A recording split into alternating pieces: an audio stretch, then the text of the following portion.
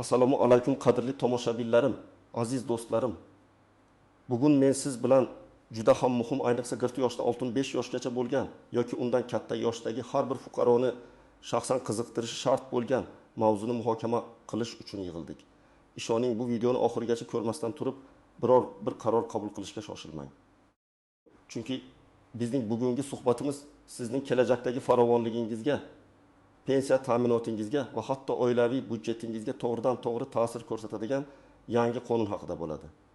Bu qonun ko'pchilik uchun shok effektini berishi mumkin. Chunki u sizning pensiya hisob-kitoblaringizni tubdan o'zgartiradi va ko'pchilikka kutilmagan talablarni qo'yadi. Agar bu ma'lumotlar siz uchun muhim deb hisoblasangiz, hoziroq kanalimizga obuna bo'lishni va ushbu videoga like bosishni unutmang. Bu bizga bunday muhim ma'lumotlarni yanada ko'proq odamlarga yetkazishga yordam beradi. Esda tuting, bu shunchaki quruq ma'lumot emas. Bu sizning shaxsiy moliyaviy kelajagingiz uchun yo'llanma. Muammoning mohiyati, avvallari qanday edi va hozir nima o'zgardi? Keling, avvalo pensiya tizimimizning yaqin o'tmishdagi holati va uning ishlash mexanizmlarini eslab o'taylik. An'anaviy pensiya tizimi fuqarolar o'zlarining mehnat tizimi shunday ishlardiki, fuqarolar o'zlarining mehnat stajini tasdiqlovchi mehnat daftarchalari orqali yoki ayrim holatlarda arxivdan olingan ma'lumotnomalar bilan pensiya jamg'armasiga murojaat qilar edilar. Pensiya miqdori esa asosan ish staji davomidagi ma'lum bir davr uchun olingan o'rtacha ish haqi asosida hisoblanar edi. Masalan, fuqaro o'zining istalgan 5 yil davomidagi ish haqi to'g'risidagi ma'lumotlarni taqdim etardi va shu asosda uning pensiya miqdori belgilanar edi. Eng muhimi, bu tizimda ba'zi bo'shliqlar mavjud edi. Ba'zan ish stajining to'liq tasdiqlanmagan qismlari ham inobatga olinar. Ish haqining haqiqiy miqdori tasdiqlanmagan holatlarda esa qonunchilikda belgilangan minimal miqdorlar qo'llanishi mumkin edi. Shuningdek, xususiy sektorda ishlaganlar yoki chet elda mehnat faoliyatini olib borganlar uchun stajni tasdiqlashda bir qator soddalashtirilgan yondashuvlar mavjud edi. Mehnat daftarchasi asosan muqaddas hujjat hisoblanardi va undagi har bir yozuvning haqiqiyligini tekshirish jarayoni doimo ham chuqur va qat'iy talab qilinmas edi. Endi esa vaziyat tubdan o'zgardi. Prezidentimizning tashabbusi bilan va xalqimiz farovonligini ta'minlash maqsadida aholining ijtimoiy himoyasini kuchaytirishga qaratilgan bir qator o'zgarishlar bilan bir qatorda pensiya hisoblash tizimini yanada shaffof va adolatli qilishga qaratilgan yangi qonun qabul qilindi. Bu qonun ayniqsa mehnat staji va ish haqi miqdorini tasdiqlash jarayonlariga yangicha yondashuvlarni joriy etadi. Asosiy o'zgarish shundaki, endilikda sizning pensiyangizni hisoblashda har bir mehnat staji davri uchun shaxsiy hisobvaraq prinsipi joriy etilmoqda. Ya'ni har bir fuqaroning ishlagan davri davomida pensiya jamg'armasiga qilingan real to'lovlar va uning rasmiy ish haqi ma'lumotlari to'liq va uzluksiz raqamli ravishda aks etishi shart bo'ladi. Agar sizning stajingizning biror davri bo'yicha bunday raqamli ma'lumotlar mavjud bo'lmasa, uni pensiya jamg'armasi endilikda tasdiqlamaydi. Avvalgi kabi faqatgina mehnat daftarchasidagi yozuvlar endi yetarli bo'lmasligi mumkin. Bu esa juda katta farqdir. Yangi qonun endi har bir fuqarodan o'zining mehnat staji va ish haqi ma'lumotlarini har qachongidan ham aniqroq va hujjatlar bilan to'liqroq tasdiqlashni talab qiladi. Eng muhimi, bu jarayon uchun ma'lum bir muddat belgilanadi va shu muddat ichida sizdan o'z ma'lumotlaringizni qayta ro'yxatdan o'tkazishingiz, mavjud bo'lmagan hujjatlarni esa to'plashingiz talab etiladi. Aytishim kerakki, agar bu talablarga rioya qilmasangiz, sizning pensiya miqdoringiz kutilgandan ancha past bo'lishi yoki ayrim hollarda hatto stajingizning bir qismi umuman inobatga olinmasligi mumkin. Bu esa afsuski sizni shok holatiga solishi mumkin bo'lgan jiddiy oqibatlarga olib kelishi mumkin. Birinchi asosiy qism siz bilishingiz shart bo'lgan narsalar. Kimlar tashvishlanishi kerak va kimlar yo'q? Keling, bu yangi qonunning tafsilotlariga chuqurroq kirib boraylik.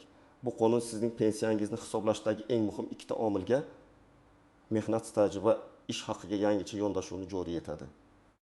Endilikda pensiya jamg'armasi har bir fuqaroning ish stajini nafaqat mehnat daftarchasidagi yozuvlar, balki shaxsiy jamg'arib boriladigan pensiya hisobvaragidagi yozuvlar va ish beruvchilar tomonidan pensiya jamg'armasiga amalga oshirilgan real to'lovlar asosida tasdiqlaydi.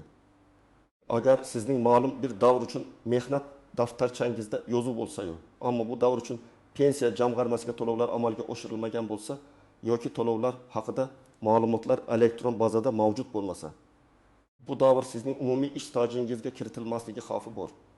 Xo'sh, kimlar ayniqsa tashvishlanishi kerak? Ven qo'lda to'ldirilgan eski mehnat daftarchalariga ega bo'lganlar. Agar sizning mehnat daftarchangiz Sovet davrida yoki 2005 yildan oldinroq qo'lda to'ldirilgan bo'lsa va undagi yozuvlar ba'zan noaniq yoki tushunarsiz bo'lsa, siz diqqat bilan harakat qilishingiz kerak. O'sha davrlardagi ko'plab korxona va tashkilotlarning ma'lumotlari elektron bazada yetarli darajada saqlanmagan bo'lishi mumkin. Masalan, Bobur aka 1980 yillarda bir zavodda 15 yil ishlagan. Uning mehnat daftarchasi bor, lekin zavod tugatilganiga ancha bo'lgan. Hozir o'z stajini tasdiqlashi uchun o'sha zavodning arxividan ma'lumotnoma topishi kerak. Aks holda uning stajining bu qismi inobatga olinmasligi mumkin. Yoki Gulnora opa 1910 yillarda bir kooperativda 7 yil ishlagan. O'sha kooperativ tezda tarqab ketgan va hech qanday hujjat qolmagan. Endi uning bu staji savol ostida qolmoqda. 2. Xususiy sektorda norasmiy ishlaganlar yoki konvertda ish haqi olganlar. Afsuski, mamlakatimizda uzoq vaqt davomida norasmiy bandlik holatlari ko'p uchragan. Agar siz xususiy korxonada mehnat shartnomasiz ishlagan bo'lsangiz yoki shartnoma bo'lsa-yu, lekin ish beruvchi sizning ish haqingizdan ijtimoiy to'lovlarni pensiya jamg'armasiga o'z vaqtida va to'liq o'tkazmagan bo'lsa, sizning bu davrdagi stajingiz inobatga olinmasligi xavfi mavjud. Misol uchun, Alisher aka 2008 yildan 2001 yilgacha kichik bir do'konda sotuvchi bo'lib ishlagan. Uning mehnat daftarchasida yozuv bor, lekin do'kon egasi pensiya jamg'armasiga to'lovlarni o'tkazmagan. Hozir Alisher aka o'z stajini tasdiqlashi uchun o'sha davrdagi ish haqidan pensiya jamg'armasiga to'langan to'lovlar haqidagi ma'lumotlarni taqdim etish kerak. Agar topa olmasa, uning 7 yillik staji yo'qolishi mumkin. 30. Chet elda ishlaganlar. Agar siz ma'lum bir davrda chet elda ishlagan bo'lsangiz va o'sha davr uchun O'zbekiston pensiya jamg'armasiga ixtiyoriy ravishda to'lovlar qilmagan bo'lsangiz, bu davr sizning O'zbekiston pensiyasi uchun umumiy stajingizga kiritilmaydi. Avvalgi tartibda ba'zi davlatlar bilan shartnomalar orqali staj inobatga olinishi mumkin edi. Ammo endi bu jarayon yanada murakkablashgan. Masalan, Dildora singlimiz 2000 yillarda Rossiyada 10 yil ishlagan va o'sha yerda soliq to'lagan. O'zbekistonga qaytgach, u bu stajni O'zbekiston pensiyasiga qo'shishni xohlasa, avvalo tegishli davlatlararo kelishuvlar asosida harakat qilishi va har bir davr uchun to'langan to'lovlar haqidagi hujjatlarni taqdim etishi shart bo'ladi. Agar bunday kelishuv bo'lmasa yoki hujjatlar yetarli bo'lmasa, bu staj ham inobatga olinmasligi ehtimoli yuqori. 4. Mehnat daftarchasida yozuvlar orasida uzilishlar bo'lganlar. Agar sizning mehnat faoliyatingizda uzoq muddatli uzilishlar bo'lsa va bu uzilishlar sababini tasdiqlovchi hujjatlar, masalan, bolani parvarishlash ta'tilida bo'lganligi, ishsiz bo'lganlik davri va hokazo mavjud bo'lmasa, bu davrlar ham stajga kiritilmasligi mumkin. Xo'sh, kimlar ayniqsa tashvishlanishi shart emas? 2005 yildan keyin rasmiy ravishda davlat korxonalarida yoki yirik tashkilotlarda uzluksiz ishlaganlar, bu davrda ko'pchilik korxonalar elektron tizimga o'tgan va pensiya jamg'armasiga to'lovlar muntazam ravishda amalga oshirilgan. Agar siz shu davrda rasmiy ravishda ishlagan bo'lsangiz, sizning ma'lumotlaringiz elektron bazada mavjud bo'lish ehtimoli juda yuqori. Ammo shunda ham shaxsan o'zingizning ma'lumotlaringizni tekshirib ko'rish ortiqchalik qilmaydi. 2. Pensiyaga chiqishiga kam muddat qolganlar va ma'lumotlari allaqachon to'liq elektron bazada mavjud bo'lganlar. Agar sizning barcha mehnat stajingiz va ish haqi ma'lumotlaringiz pensiya jamg'armasining elektron bazasida to'liq aks etgan bo'lsa, sizdan qo'shimcha harakatlar talab qilinmasligi mumkin, lekin baribir nazorat qilish muhim. Asosiy xulosa shuki, endi pensiya jamg'armasi shunchaki hujjatlarga qarab emas, balki har bir fuqaroning shaxsiy hisobvarag'iga kelib tushgan real to'lovlar asosida stajni va shu orqali pensiyani hisoblaydi. Bu esa pensiya tizimini yanada adolatli va shaffof qiladi. Ammo shu bilan birga fuqarolardan o'z mehnat faoliyati tarixini qayta ko'rib chiqishni va mavjud hujjatlarni to'liq tartibga solishni talab etadi. Ikkinchi asosiy qism: qoidadan istisnolar, tuzoqlar va noaniq nuanslar. Har bir qonunchilik hujjatida bo'lgani kabi, bu yangi pensiya qonunida ham ayrim istisnolar, e'tibor berish kerak bo'lgan tuzoqlar va ko'pchilik bilmaydigan noaniq nuanslar mavjud.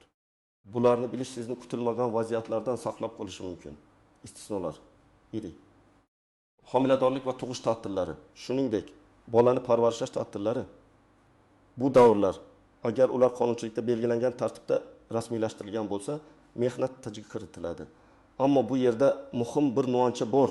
Ba'zi fuqarolar bolani parvarishlash ta'tilida bo'lsa-da, rasman ishdan bo'shatilmagan bo'ladi. Agar sizda bu haqida buyruqlar, ma'lumotnomalar mavjud bo'lsa, ularni pensiya jamg'armasiga taqdim etishingiz kerak bo'ladi. 2. Harbiy xizmat davri.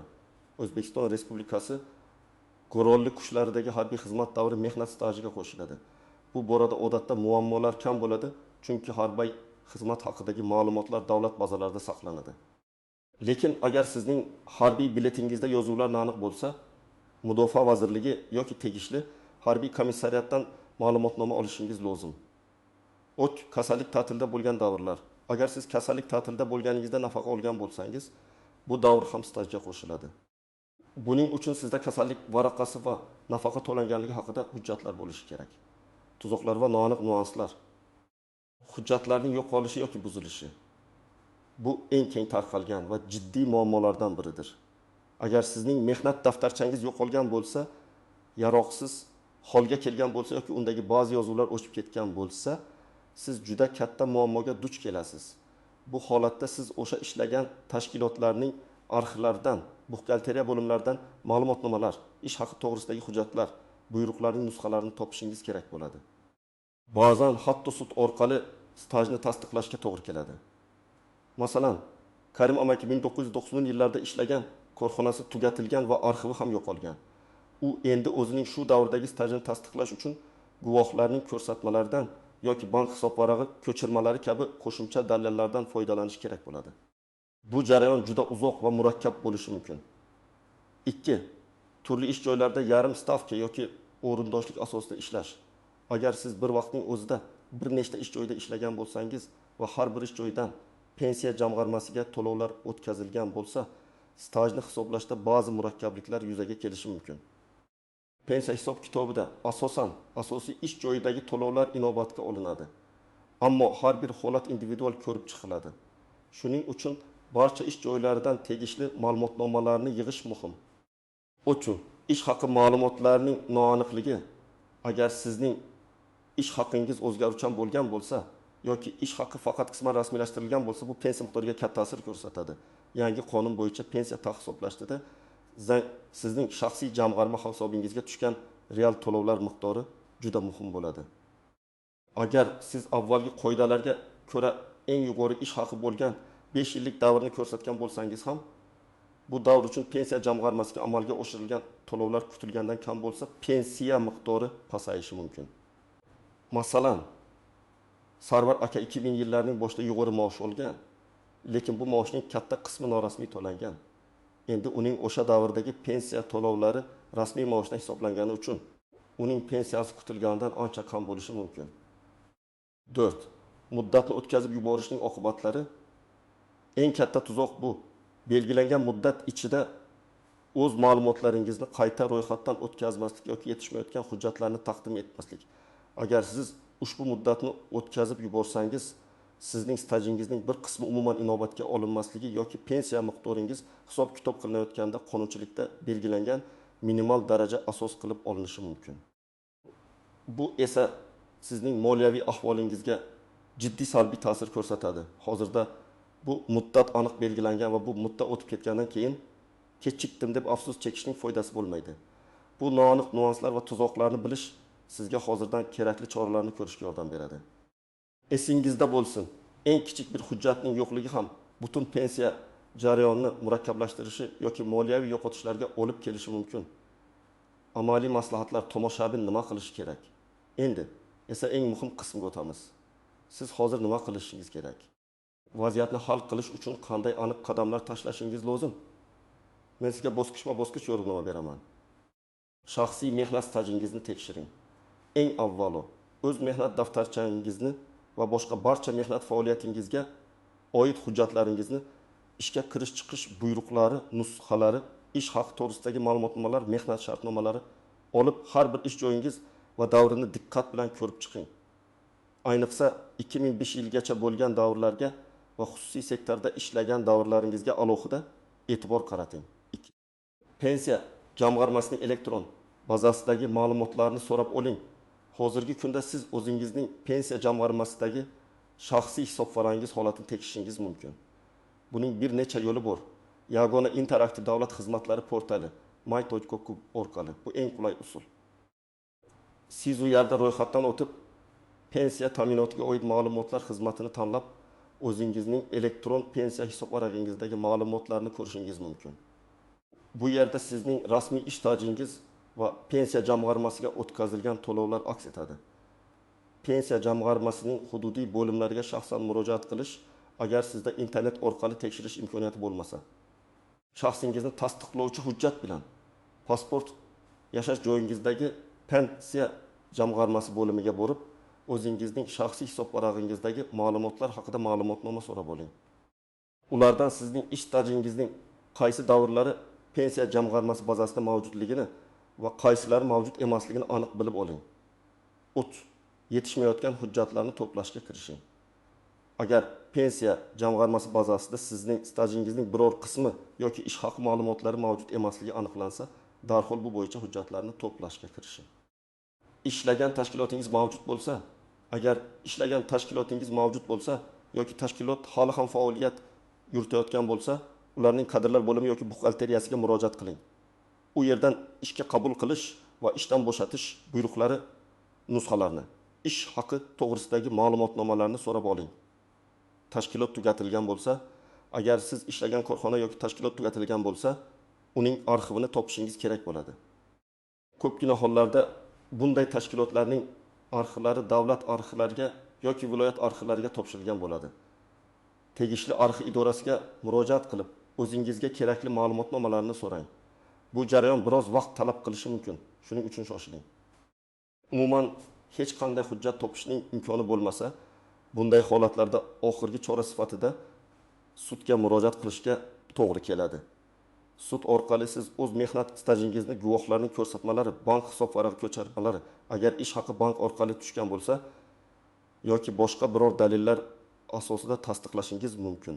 Bu juda murakkab jarayon. Shuning uchun advokat yordamiga murojaat qilish tavsiya etiladi. 4. To'plangan hujjatlarni pensiya jamg'armasiga taqdim eting. Barcha kerakli hujjatlarni to'plaganingizdan so'ng ularni yashash joyingizdagi pensiya jamg'armasi bo'limiga topshiring.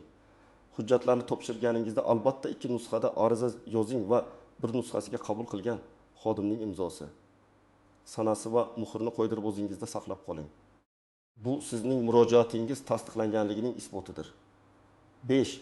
Agar chet elda ishlagan bo'lsangiz, agar siz chet elda ishlagan bo'lsangiz va O'zbekiston bilan o'sha davlat o'rtasida ijtimoiy ta'minot bo'yicha kelishuv mavjud bo'lsa, chet eldagi ish joyingizdan to'langan soliqlar va ijtimoiy to'lovlar haqidagi ma'lumotnomalarni to'plashingiz kerak. Aks holda bu stajingiz inobatga olinmasligi mumkin. Ba'zi mamlakatlarda ishlaganlar uchun ixtiyoriy pensiya to'lovlari tizimidan foydalanib, O'zbekiston pensiya jamg'armasiga to'lovlar qilish imkoniyati ham mavjud. 6. Muddatlarga qat'iy rioya qiling. Eng muhim maslahat shu. Yangi qonun bo'yicha ma'lumotlarni qayta ro'yxatdan o'tkazish va hujjatlarni taqdim etish uchun aniq muddatlar belgilangan. Bu muddatlar yaqinlashib kelmoqda. Hech qanday holatda bu muddatlarni o'tkazib yubormang. Agar shunday qilsangiz, ko'p yillik mehnatingiz natijasi inobatga olinmasdan qolishi mumkin. Pensiya jamg'armasiga murojaat qilib, aniq muddatlarni bilib oling va shu muddat ichida barcha ishlarni yakunlashga harakat qiling. 7. Ijtimoiy ta'minot masalalari bo'yicha mutaxassis yoki yurist bilan maslahatlashing. Agar sizning vaziyatingiz murakkab bo'lsa yoki ko'p yillik stajingiz bo'yicha hujjatlar yetishmasa, malakali yurist yoki ijtimoiy ta'minot masalalari bo'yicha mutaxassisga murojaat qiling. Ularning maslahati sizga to'g'ri yo'l ko'rsatishga va vaqtingizni, asabingizni tejashga yordam beradi. Xulosa va yakuniy chorlov. Aziz tomoshabinlarim, bugungi suhbatimizda biz pensiya ta'minotiga oid yangi shok qonunning muhim jihatlari, u kimlarga ta'sir qilishi, qanday o'zgarishlar olib kelishi va eng asosiysi, siz hozir nima qilishingiz kerakligi haqida batafsil gaplashdik. Unutmang, bu shunchaki bir video emas. Bu sizning kelajakdagi farovonligingizni ta'minlashga qaratilgan chaqiriqdir. Har bir daqiqa qadrli. Sizning kelajagingiz hozirdan boshlab sizning qo'lingizda. Bu qonun aslida adolatni ta'minlash va pensiya tizimini yanada shaffof qilishga qaratilgan. Lekin shu bilan birga fuqarolardan o'zlarining mehnat faoliyati tarixini qayta ko'rib chiqishni va mavjud hujjatlarni to'liq tartibga solishni talab etadi. Kechikish esa kutilmagan moliyaviy yo'qotishlarga olib kelishi mumkin. Sizning bu boradagi fikrlaringiz biz uchun juda muhim. Ushbu video haqidagi o'z fikringizni izohlarda yozib qoldiring. Bu vaziyat sizga qanchalik ta'sir qilishi, qanday muammolarga duch kelishingiz mumkinligi haqida yozing. Savollaringiz bo'lsa ham izohlarda qoldiring. Imkon qadar javob berishga harakat qilamiz. Bu videomiz foydali bo'lgan bo'lsa, do'stlaringiz va yaqinlaringiz bilan baham ko'rishni unutmang. Zero bu ma'lumotlar ularning ham kelajagi uchun hal qiluvchi ahamiyatga ega bo'lishi mumkin. Eng muhimi, kanalimizga obuna bo'lib, keyingi foydali videolarimizni o'tkazib yubormang. O'zingizni asrang va doimo ma'lumotli bo'ling. Keyingi videolarda ko'rishguncha